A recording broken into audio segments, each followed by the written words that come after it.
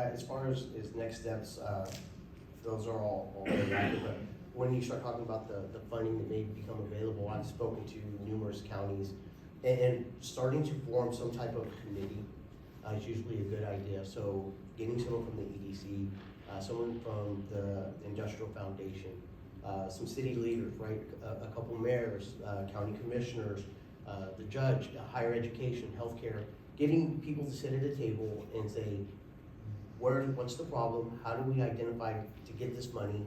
And then who's the partner we want to work with in regards to an internet service provider to be that conduit to put it all together. And then, because if everyone sits down at the table and works together, the likelihood of finishing off those remaining portions that require a large amount of dollars, that significantly goes up in our ability to win it.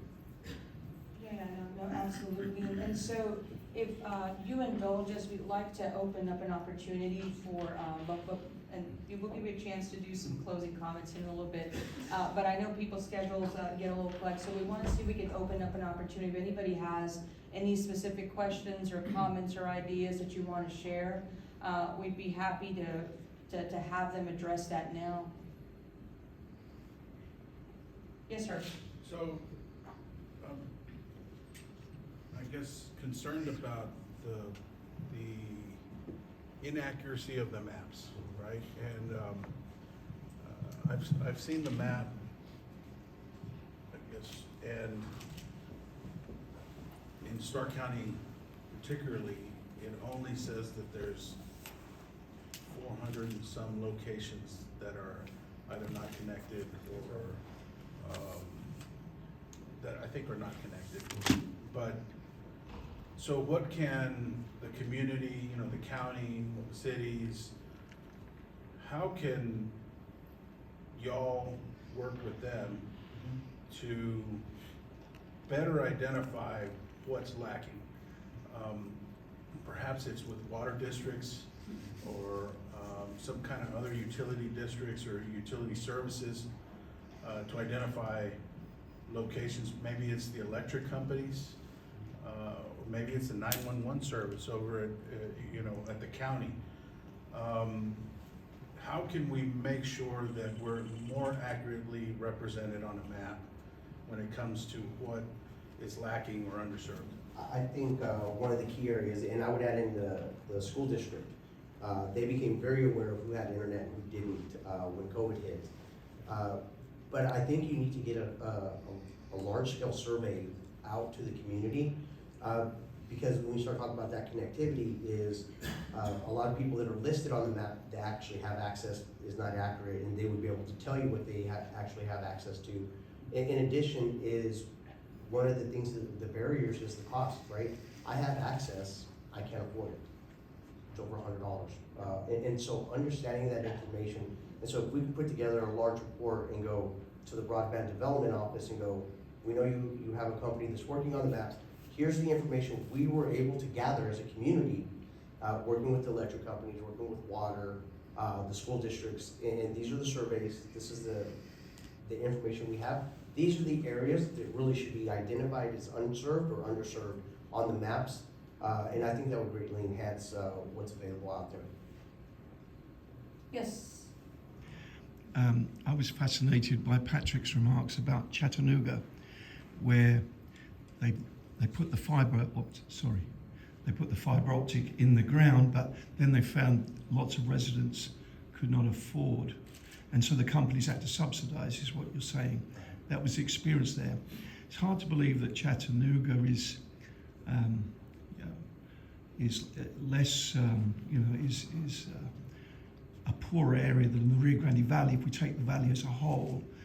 And so that being the case, as all these different companies put the fiber optic into the ground and get them close to the homes, Patrick, can you foresee a situation where the valley has to do something similar, that the private sector has to step in, someone has to step in to make it affordable for big parts of the valley? Yeah, absolutely. I think all of us play a part. We've looked hard at our own rates and said, what do we really need to provide good quality service at a reasonable cost? We made some big rate adjustments just in the last year. But we're also cognizant of the fact that we feel that if we get some additional government funding to assist us it really then should make it easier for us to provide a service and maintain that service. And so, different from a for-profit company, our goal is to say that at least if we get some of that cost covered by somebody else, we can then drive our rates a little bit lower. Connect Humanity, one of the funds Jordana Martin is a member of, as an example, they're trying to raise philanthropic money to be able to come in, not just with digital literacy, but also on the payment side. We've made some initial inquiries to Texas A&M. They have some Colonia projects where they're trying to raise some funding to provide better infrastructure in colonias. So all these are little things that we can all do. You know, we're just one company, but when I look around the room, there's a lot of, even though we have some impoverished areas of the valley, we also have a lot of companies that are very wealthy and very well-funded, that everybody can step up, and I think if jointly we can agree to do this. And that's why, you know, if you go a little bit to the east, the Rio Grande Valley Partnership, one of the things we're pushing is one region, one voice, is because we think that if we all band together, we can accomplish more. We can also drive economies of scale. When I look, Sergio Contreras, who's here, he's on the advisory committee for the Broadband Development Office, making sure he carries our voice to Austin. With Representative Guillen, the same thing is, but we have to make sure that all the companies step up. You know, we feel that it's our obligation to put back a certain amount of money in the community. You know, you can see one of the large checks back there. Today, while we're here in Starr County, we've given away 3 decent-sized checks of putting money back in the community for things that we feel like we have to step up. I see our partners here from Texas Regional Bank, same thing. They're building a new bank here in this town. We expect them to step up and help contribute to some of these programs that will make things better for our local citizens, the ones that, as I think it was Jeff mentioned, the cycle of life, right? The more money people make, the better healthcare they have, the better education. It's just kind of a circle that spins upward. But somebody's got to step up and say, we'll go first. So has anyone done a study on what sort of percentage of our population will require that help? So one way to look at it is, you know, we look at school lunches. That's one of the easy things to look at from the Affordable Connectivity Program is, and what I was not used to is apparently everybody in the lower Rio Grande Valley qualifies for free lunches because the population as a whole qualifies. That's something that I wasn't used to, but that was always a qualifier other companies have used is, let's try to help that group out first. That pretty much opens it up across the whole, you know, 4-county area. So it's a little bit harder to decide that, but you know, one of the things I struggle with personally as a human being is that one of the first events I went to in the valley was La Grulla when they did the water treatment plant. And I saw a lot of you folks here, I mean, the whole county showed up. And to me, you know, I'm pushing hard for broadband money, but I'm like, how do you put that over people having clean water? You know, and that's what a lot of our citizens fight with a little bit is, do I pay my power bill this month? Do I put food in my kids' mouths, or do I buy internet? And so we've got to make sure that we have that affordable plan, and there's people that can't even afford the $30 a month. We have another plan that's unwritten, that if somebody says we can't pay our bill, you know, we'll come up with a better plan. It might be, you know, $10 or $20 a month, but we try to come up with something to say, for the greater good, this is where we need to step up and contribute something back to the community. I'm very proud, we've got 2 of our board members here that are Starr County residents, and they remind me every week about, hey, can we give a little more to this group or that group? And you know, we always seem to find a way to be able to do that, but we need to encourage everybody else in the room that runs a business to say, what are you doing to contribute something back? And I think if we all do that, we'll be very successful. And eventually, we raise everybody up, so that everybody, eventually they'll be able to contribute down the road as well. That's gotta be the goal. Absolutely, and so I'm glad that you mentioned it because I was waiting to recognize them because I know they're very active in the community and we all know them, but this is an opportunity, Ms. Villarreal and Gilberto Garza, to please stand up and be recognized. They represent us extremely well in VTX1. And we are great proponents for the company, not only to have a presence, but to be a great corporate partner in the community. And so I don't know if we have any other questions from the audience, because I'd like to give them an opportunity for some. I have a question. Yes, sir. Can you expand a little more? You mentioned capital CapEx part, program you have implemented, can you expand on that? Yeah, so in terms of the capital expenditure, that we do, essentially, we build out a lot of territories in our service footprint. That in itself, we have people that potentially live, like Pat mentioned, they could be a mile apart, 3 miles apart, 4 miles apart, and they all have fiber to the home. They have 1 gig connections to their homes, right? So they have a ranch out in San Isidro, they live in San Isidro, they have a ranch in the south, even on the western parts of McCook, northern Starr County, these folks, we've connected them with fiber optics. Fiber to their home, fiber to their business, and they have state-of-the-art connectivity, but they live, 20 miles from civilization, right? But essentially, we do that, and our CapEx itself is self-funded, right? We fund that internally, we pay that out of pocket, and in turn, some of that does get subsidized by the government because we are considered a rural provider, but the majority of it is self-funded. So that is our conduit, that's the way we provide services in our territory through CapEx. And so one of the things we found, Sergio, is that you take a community like Rio Grande City, is that we're looking around and we're saying, who's gonna step up? And there's other players that have a presence here in the community, but they're all waiting for the government money to come to say, okay, now we'll build. And so we've just taken the position that we're doing a lot of great work in the rural communities. For the cities that are struggling to get somebody else to step up and help, Starr County, Rio Grande City in particular, you got the Romas, Escobar, some of the others, we should be able to step up and say that if nobody else is willing to do this, we need to step up and be that company that's gonna do it, so. Any other questions?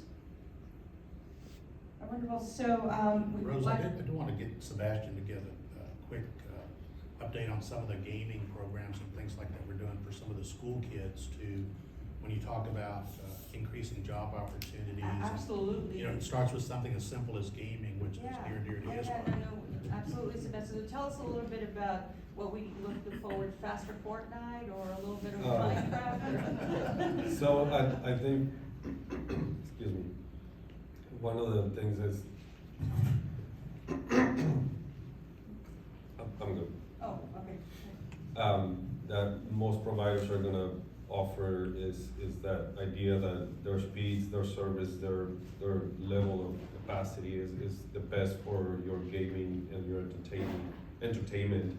And there's two comments to add to that is gaming is on the verge of no longer being just entertainment, although it is for the most part, but just the other day I got a job ad in my inbox that a school in Austin is looking for an esports coach for $150,000 a year. It's a hybrid job, you can do it from home. And so it's no longer about entertainment, and as soon as I saw that, I went to my kids and said, keep playing. You're gonna play 1 more hour. And beating myself for not having played more against myself in the past. But the other part is that nowadays you can get a scholarship on that sort of venture, right? You may want to be a doctor or an engineer. You can go to college on a football scholarship, but nowadays you can also aspire to have a scholarship playing video games for that college. And one of the things that we look at is, yes, our service is fast enough to provide you a good gaming experience and enable that career if that is what you're looking for. But is that the only thing that we're providing? We're just as plain and vanilla as everybody else. So we are trying to make it and take it a step further for our customers and the communities that we serve. And we're actually putting together a program that's starting small, but we hope that with support and the demand from the public, we can take it to a higher level. And it's the ability for anyone in our service area to be able to join into these gaming tournaments, which is now entertainment for a cash prize. You will be able to win a cash prize if you're good at it. But it also knowing that in the tournament there's a live streaming happening and there's actual esports coaches scouting for talent. And so there's something more added on just not being able to give you a fast enough connection, which in some cases your cell phone may be fast enough to play a game. So this is taking it a notch further. So it's an interesting way for us to try and get to the end of our conversation here, because as we're looking, to what the world looks like tomorrow, we always think about 5-10 year increments in planning, but the truth of the matter is that everything is happening so lightning fast that within 12 months a lot of this technology is either obsolete or it has been replaced by something bigger, better, and brighter especially for the young community. And so I think one of the things as we're closing out the conversation, I'd like for each of you to potentially share with us is we're looking at AI and what artificial intelligence looks like and potentially what the need for our communities to compete in that realm are going to be with virtual reality and everything else that it surrounds us, not in the future but now. Can you tell us a little bit about how being great partners in our community could give us that advantage as we're looking to not long-term future, but here in the next year or so, where a lot of this is going to be taking the forefront in the work we do daily. Yeah, I think when you start talking about adapting to new technology and new things that are coming out, AI does rise to the forefront. I think what we're doing with the gaming, creating gaming tournaments is something where an idea came to us and we adopted it pretty quickly. And so if there was an opportunity within Starr County to say, we really want to educate people or get them more involved with coding, with AI, or any of these things that are coming out to the jobs of tomorrow, I think as an organization, we'd be happy to work on a program, to work with the people within the community and go, how can we work together to create something? How can we support an effort like that? And how can we bring in some of our partners to help support an effort like that? Because you don't want to fall behind, right? I think what we call blue collar jobs are excellent, well paying and very much needed. But then there's people that have interests that are more into computers. I have twins. One definitely wants to be in construction, and one definitely wants to do computer science.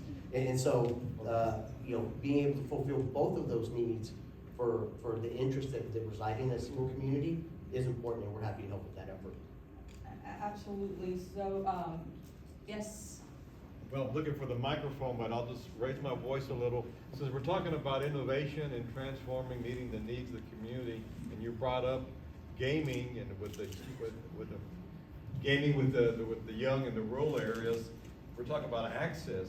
We at STC, the college, and I'm sure the high schools would like to find even better, more innovative ways. How can we partner even more in bringing in not only games, but a way to incentivize our students by your services to have even more accessibility. Instead of giving out prizes, why not give out scholarships or free programs to those that are shown or attaining certain degree in winning in these games, for instance, or better yet, they just offer free programs for different areas. And whatever it is from the high school, or better yet with STC. We would be very willing and interested in partnering in that type of. Certainly, the sky's the limit, and I think that's why we started this conversation as what can we do. This conversation is one of those things that takes us there, right? We come, we propose the ideas, we get the feedback like you just provided, and we all start brainstorming about where to take this to the next level. For us, this is something that we're barely starting with, but any other feedback that we can get like that, we'd love to incorporate it if we can and figure out how we work together for that. Because at the end of the day, the idea isn't just to give someone a reason to be in front of the screen, it's to give someone the reason to the benefit of being in front of that screen and find their calling, if that is what they're up to. Because it brings the innovation, it brings the abilities to find another path for those that are not into sports or are not in other ways or finding, one of the things this is said about AI, but I think broadband is the real enabler in all of this, is that AI, for example, democratizes a lot of things, right? And by adding this other possibility into the realm, it means that I no longer have to be in all these groups of things that already have scholarship promotions or scholarship attached to it. I can be on my own thing and be just like them. I've just elevated somebody to the same level of the traditional, right? And so we're all open for that sort of thing. Wonderful. Thank you. All right, so building partnerships already. Yeah, I think Starr County is primed to set the example. for those areas, the rural areas that have limited accessibility, to be able to make it very innovative. Let's bring education, and I'm sure there's funding for that, especially with AI. Let's be able to provide that, get connectivity with VTX, and at the same time get AI, and by that, yeah, you get with the college a free education as well. Very good ideas. I think we're prime set for Starr County to take advantage of this. Looking forward to it. Thank you. Wonderful.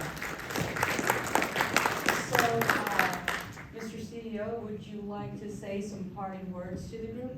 I think we're tremendously excited to be able to partner with you folks in the room. You know, we've been around since 1952. We're not going anywhere. We are still anxious awaiting on the rest of the St. Ives development to finish. We secured a tentative lease there, 18 months ago, it seems like. And drove by this morning, the building's still not started yet, but we will have a local office here in town because we want to be part of the community. We think it's the right thing to do.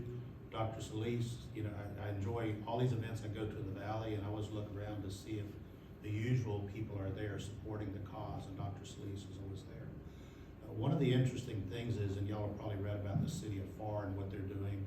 We think they've got some great things going, but they're already starting to struggle with, if you build it, but people can't afford it, what do you do? So they're starting to hit some of those impasses. And so one of the things we even talk with those folks about is doing maybe a gaming competition that benefits everybody. We support a couple rural schools, they support some of the city of Farr schools, and get a little competition going, because we talk about, we know healthcare workers is one of the biggest demands we have and will have for quite a while. But IT workers is a very, very strong need. And if we can do more things to get them engaged and get that skill set, you mentioned cybersecurity.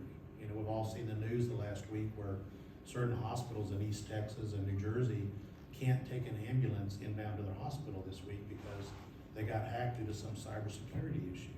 So all these things kind of fit together, and like Sebastian says, the broadband basically, what do you say, democratizes, lifts everybody up and gives them the same access. So that's what we're excited about, and we love the fact that we've got a supportive board, and yes, they're hometown people here. They want to make sure that we do our fair share for Starr County. So if you've got other issues or concerns, we'd love to hear those. But the partnering is the way to go, because we know you get much better bang for the buck doing that, and you also have a more successful program. We'd love to take that challenge on and work with you on something.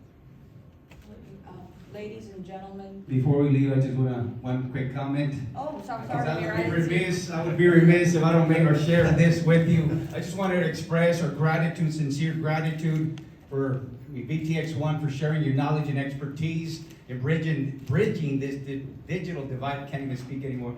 But bridging this digital divide, again, thank you so much for being part of it and taking the lead in this. And we certainly look forward to continuing to work with you all. And again, cannot stress enough the importance of having these partnerships and collaborations. So thank you so much.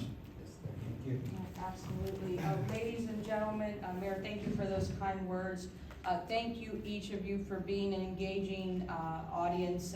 We hope this was a valuable opportunity to give us a blueprint to tell us how we need to move forward. Obviously, as we mentioned earlier, this is the beginning of a long road and conversation. You don't miss what you don't have until you don't have it, and we don't want to be at a point where, you know, we can't share the vacation pictures on Instagram or post great news on Facebook, or even make phone calls and see our loved ones when we can't see them in person. And so I feel very strongly that the word partnership today is going to be very meaningful. We've put some real context into what that means. The work now continues, and you're going to be some very willing and able partners in this room. So please help me give these gentlemen a round of applause.